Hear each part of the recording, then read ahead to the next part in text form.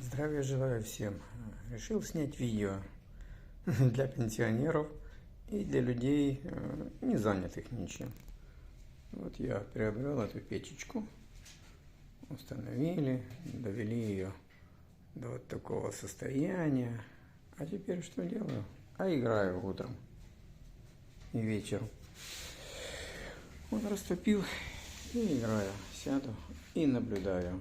Хочу добавлю огня, хочу убавлю огня.